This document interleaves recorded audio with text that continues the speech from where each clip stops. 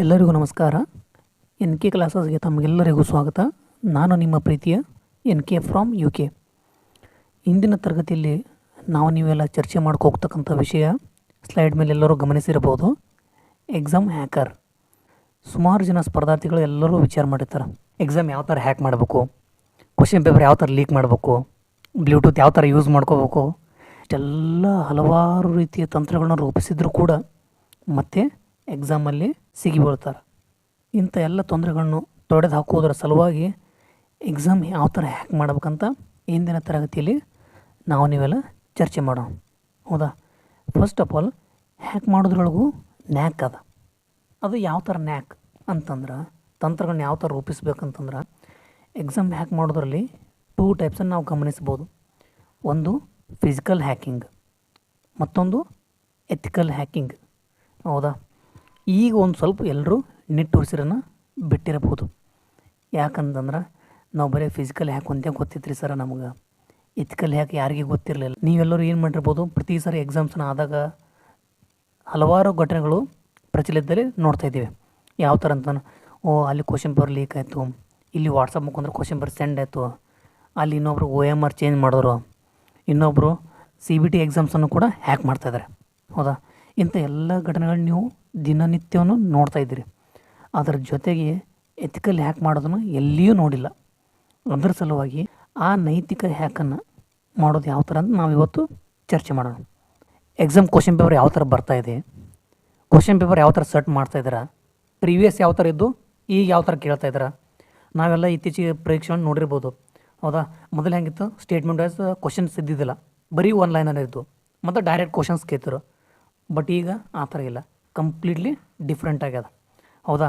Because of that reason ಅದ್ರ ಜೊತೆಗೆ ಪ್ರತಿಯೊಂದು ಪೇಪರ್ ಇತ್ತೀಚೆಗೆ ಅದಲ್ಲ ಡಿಸ್ಕ್ರಿಪ್ಟಿವ್ ಬರ್ತಾವೆ, ಅಂತಂದ್ರೆ ವಾಕ್ಯಗಳ ರೂಪದಲ್ಲಿ ಬರ್ತಾಯಿದೆ.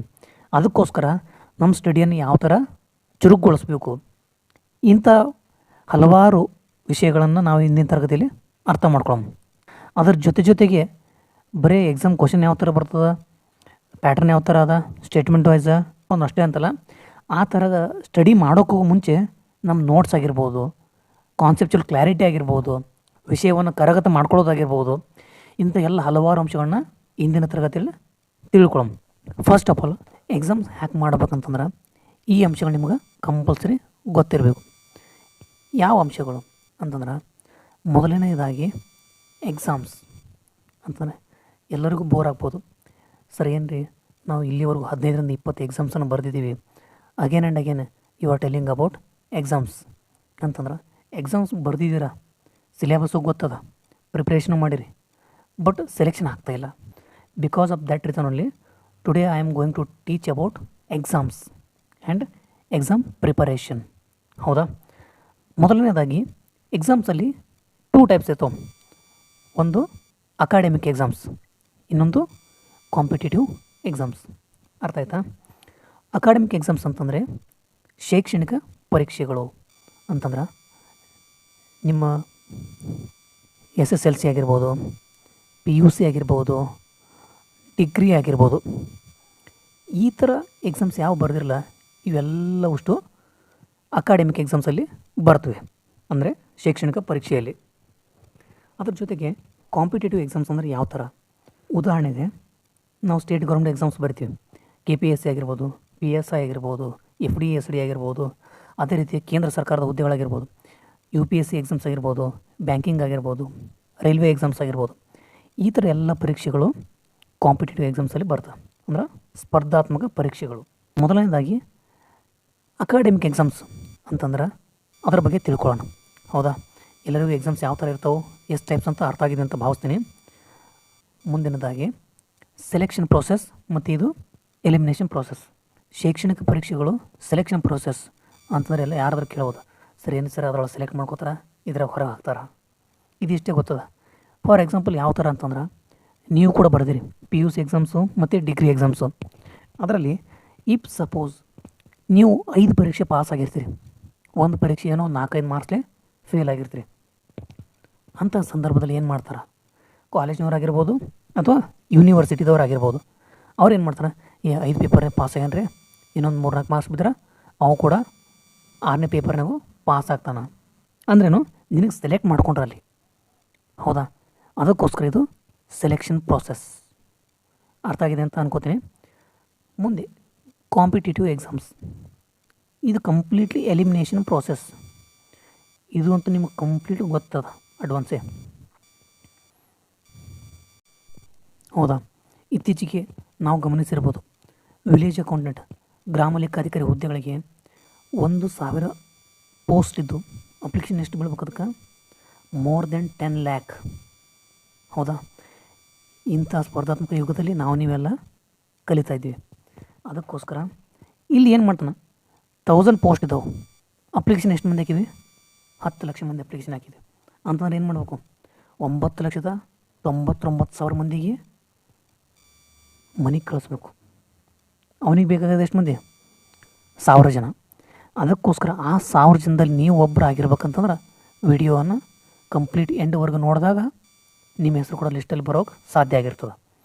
ಹೌದಾ, ಮುಂದಿನದಾಗಿ ಸಿಲೆಬಸ್ ವಿಚಾರಕ್ಕೆ ಬಂದಾಗ, ಹೌದಾ, ಸಿಲೆಬಸ್ ಯಾವ ಥರ ಇರ್ತದೆ, ಕಾಂಪಿಟೇಟಿವ್ ಎಕ್ಸಾಮ್ ಸಿಲೆಬಸ್ ಯಾವ ಥರ ಮತ್ತು ಶೈಕ್ಷಣಿಕ ಪರೀಕ್ಷೆಯ ವಿಷಯ ಯಾವ ಥರ, ಇದನ್ನು ನಾವು ಅರ್ಥ ಮಾಡ್ಕೊಂಡು. ಮೊದಲನೇದಾಗಿ ಶೈಕ್ಷಣಿಕ ಪರೀಕ್ಷೆಯಲ್ಲಿ ಲಿಮಿಟೆಡ್ ಸಿಲೆಬಸ್ ಇರ್ತದೆ. ನೀವು PUC ಮತ್ತು ಡಿಗ್ರಿ ಕಲಿಯುವಾಗ 6 ಸಬ್ಜೆಕ್ಟ್ ಇರ್ತವೆ, ನೀವು 15-20 ಪಾಠಗಳು ಇರ್ತಿದ್ದವು ಮತ್ತು ಆ ಪಾಠಗಳಲ್ಲೆಲ್ಲ ಫಿಕ್ಸ್ಡ್ ಕ್ವಶನ್ ಅಂತ ಇರ್ತಿದ್ದು ಸಿಲೆಬಸ್ಸಿಗೆ. ಫಾರ್ ಎಕ್ಸಾಂಪಲ್, ಸೈನ್ಸ್ ಬ್ಯಾಕ್ಗ್ರೌಂಡ್ ಆದ್ರೆ ಫಿಸಿಕ್ಸ್ನಲ್ಲಿ ಫಾರ್ಮುಲಾ, ಡೆರಿವೇಷನ್ ಆಗಿರ್ಬೋದು, ಕೆಮಿಸ್ಟ್ರಿಯಲ್ಲಿ ಮೆಕ್ಯಾನಿಸಮ್ಸ್ ಆಗಿರ್ಬೋದು, ಇದು ಸೈನ್ಸಲ್ಲಿ ಆದ್ರೆ. ಇನ್ನು ಆರ್ಟ್ಸ್ನಲ್ಲಿ ಯಾವ ಥರ ಅಂತಂದ್ರೆ ಶ್ರೀಕೃಷ್ಣ ದೇವರನ್ನ ಬಗ್ಗೆ ಓದ್ಕೊಂಡ್ಬಿಟ್ಟಿರ್ಬೋದು, ಮೊಹಮ್ಮದ್ ಗವಾನ್ ಬಗ್ಗೆ, ಈ ಥರ ಒಂದು 4-5 ಕಾನ್ಸೆಪ್ಟನ್ನು ನೀವು ಅರ್ಥ ಮಾಡ್ಕೊಂಡು ಓದಿದ್ರೆ ಸಿಲೆಬಸ್ ಕಂಪ್ಲೀಟ್ ಮುಗೀತು ಯಾವುದ್ರದ್ದು, ಶೈಕ್ಷಣಿಕ ಪರೀಕ್ಷೆಗಳದು. ಬಟ್ ಆದರೆ ಇಲ್ಲಿ ಆ ಥರ ಇಲ್ಲ ಸರ್. ನೋಟಿಫಿಕೇಷನಲ್ಲಿ ಸಿಲೆಬಸ್ ಮೆನ್ಷನ್ ಮಾಡಿರ್ತಾರಲ್ರಿ, ಸಿಲೆಬಸ್ ಇಲ್ಲ ಅಂತ ನೀವು ಯಾಕೆ ಹೇಳ್ತಾ ಇದ್ದೀರಾ ಅಂತ ಕೇಳ್ಬೋದು. ಮೆನ್ಷನ್ ಮಾಡಿರ್ತಾರೆ, but they are not ready to ask the questions from particular region. ಅವ್ರು ಯಾವುದೇ ಒಂದು ಏರಿಯಾದಿಂದ ನಿಖರವಾದ ಕ್ವಶನ್ಸನ್ನು ಕೇಳೋದಿಲ್ಲ.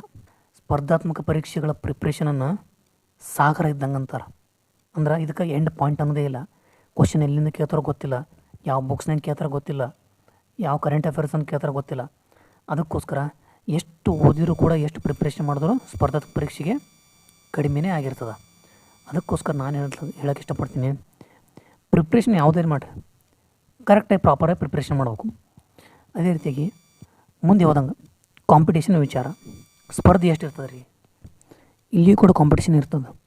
ಬಟ್ ಆದರೆ ಕಾಂಪಿಟೇಟಿವ್ ಎಕ್ಸಾಮ್ಸ್ನಲ್ಲಿ ಇರ್ತಲ್ಲ, ಆ ಥರ ಕಾಂಪಿಟೇಷನ್ ಇಲ್ಲಿ ಇರೋಲ್ಲ. ಫಾರ್ ಎಕ್ಸಾಂಪಲ್, ಈಗ ನೀವು ಒಂದು ಡಿಗ್ರಿ ಕಾಲೇಜ್ನಾಗ ಅದ್ರಿ, ನೀವು 60 ಮಾರ್ಕ್ಸು 70 ಮಾರ್ಕ್ಸು ಈ ಥರ ಎನಿ ಇಟ್ ಮೇ ಬಿ ಎಷ್ಟು ಸ್ಕೋರ್ ತೊಗೋತೀರ. ನೀವು ಫ್ರೆಂಡ್ಸ್ ಕೂಡ ಅವರು 80 ಮಾರ್ಕ್ಸ್ ಅಥವಾ 90 ಮಾರ್ಕ್ಸ್ ಈ ಥರ ತೊಗೋತಾರೆ. ಇಲ್ಲಿ ಕಾಂಪಿಟೇಷನ್ ನಿನಗೆ ಅವ್ರಿಗೆ ಏನು ಡಿಫ್ರೆನ್ಸ್ ಅಂತಂದ್ರೆ, ಫೈನಲ್ ಎಕ್ಸಾಮ್ದೊಳಗೆ ಮೆಡಲ್ ಯಾರು ತೊಗೋತಾರೆ ಅನ್ನೋದು ಕಾಂಪಿಟೇಷನ್ ಇರ್ತದೆ. ಹೌದಾ, ಇದು ಅಷ್ಟು ಮ್ಯಾಟ್ರ್ ಆಗೋಲ್ಲ. ಇಲ್ಲಿ ಅಕಾಡೆಮಿಕ್ ಎಕ್ಸಾಮ್ಸಲ್ಲಿ ಕಾಂಪಿಟೇಷನ್ ಮ್ಯಾಟ್ರ್ ಆಗೋಲ್ಲ. ಬಟ್ ಕಾಂಪಿಟೇಟಿವ್ ಎಕ್ಸಾಮ್ಸ್ ಇಲ್ಲಿ ಈ ಹೆಸರೇ ಹೇಳುವಂತೆ ಕಾಂಪಿಟೇಷನ್ ಒಳಗೊಂಡಿರ್ತದೆ. ಅದರ ಸಲುವಾಗಿ ಕಾಂಪಿಟೇಷನ್ ಸಿಕ್ಕಾಪಟ್ಟೆ ಇರ್ತದೆ. ನಾನು ಆವಾಗಲೇ ಹೇಳಿರುವಂತೆ ಹೋದ ವರ್ಷ 1,000 ವಿಲೇಜ್ ಅಕೌಂಟೆಂಟ್ ಇಷ್ಟು ಪೋಸ್ಟಿಗೆ ಅಪ್ಲಿಕೇಶನ್ ಮೋರ್ ದೆನ್ 10 ಲ್ಯಾಕ್ ಬಿದ್ದಿದ್ದು ಅಪ್ಲಿಕೇಶನ್. ಹೌದಾ, ಅದು ಎಲ್ರಿಗೂ ಗೊತ್ತದ. ಅದೇ ರೀತಿಗೆ ಇತ್ತೀಚೆಗೆ ರೈಲ್ವೇ ಕಾಲ್ಫರ್ ಮಾಡಿದ್ದಾರೆ, ಅದರಲ್ಲಿ ಕೂಡ ಒಂದು 10,000-15,000 ಪೋಸ್ಟ್ ಇರ್ತಾವೆ. ಅಷ್ಟಕ್ಕೆ ಮೋರ್ ದೆನ್ 1 crore ಅಪ್ಲಿಕೇಶನ್ ಕೂಡ ಆಗ್ತಾರೆ. ಅಂತಂದರೆ competition day by day, not only day by day, every second will going on increasing. ಬಯಾಲಜಿಯಲ್ಲಿ ಎವಲ್ಯೂಷನ್ ಆಫ್ ದಿ ಚಾಪ್ಟ್ರಲ್ಲಿ ಒಂದು ಚಾರ್ಲ್ಸ್ ಡಾರ್ವಿನ್ ಅವ್ರ ಸಿದ್ಧಾಂತ ಇದೆ.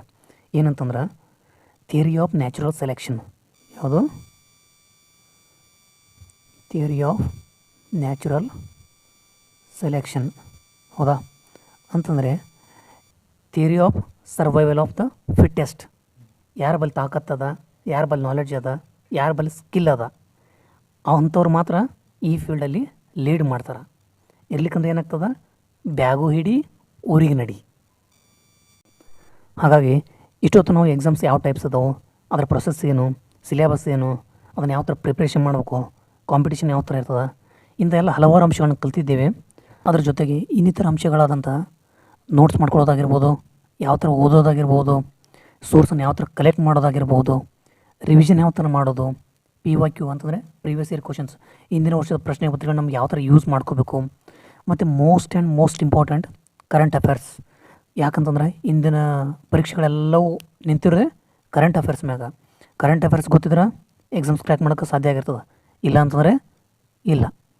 ಮತ್ತು ಟ್ರೆಂಡಿಂಗ್ ಕ್ವಶನ್ ಅನಾಲಿಸಿಸ್ ಅಂದರೆ ನೀವೆಲ್ಲ ಕಡೆ ಕೇಳಿರ್ಬೋದು, ಕ್ವಶನ್ ಪೇಪರ್ ಬಿಡಿಸ್ಬೇಕು, ರಿವಿಷನ್ ಮಾಡಬೇಕು, ಪ್ರೀವಿಯಸ್ ಇಯರ್ ಕ್ವಶನ್ಸ್. ಇದಿಷ್ಟೇ ಇಂಪಾರ್ಟೆಂಟ್ ಅಲ್ಲ, ಇದ್ರ ಜೊತೆಗೆ ಮುಂದಿನ ದಿನಮಾನಗಳಲ್ಲಿ ಕ್ವಶನ್ ಯಾವ ಥರ ಅರೈಸ್ ಮಾಡ್ತಾ ಇದ್ದಾರೆ, ಯಾವ ಥರ ಕ್ವಶನ್ ತೆಗಿತಾ ಇದ್ದಾರೆ ಅವರು, ನೀನು ಯಾವ ಥರ ಸ್ಟಡಿ ಮಾಡ್ಕೋಬೇಕು, ಇಂಥೆಲ್ಲ ಹಲವಾರು ಟ್ರಿಕ್ಸನ್ನು ಮುಂದಿನ ಭಾಗದಲ್ಲಿ ನೋಡೋಣ ಅಂತ ಇಂದಿನ ತರಗತಿಯಲ್ಲಿ ನಾವು ಹಲವಾರು ಅಂಶಗಳನ್ನ ಕಲ್ತಿದ್ದೇವೆ. ಅದಕ್ಕೋಸ್ಕರ ಈ ತರಗತಿ ಎಲ್ಲರಿಗೂ ಇಷ್ಟ ಆಗಿದೆ ಅಂತ ಅನ್ನೋದಕ್ಕಿಂತ ಪೂರ್ವದಲ್ಲಿ ಅರ್ಥ ಆಗಿದೆ ಅಂತ ನಾನು ಅನ್ಕೋತೀನಿ. ತರಗತಿ ಎಲ್ಲರಿಗೂ ಅರ್ಥ ಆಗಿದ್ರೆ ನಿಮ್ಮ ಫ್ರೆಂಡ್ಸಿಗೂ ಕೂಡ ಶೇರ್ ಮಾಡ್ಬೇಕಂತ ಹೇಳ್ತಾ ಇಂದಿನ ತರಗತಿಯನ್ನು ಮುಗಿಸುತ್ತೇವೆ. Thank you so much.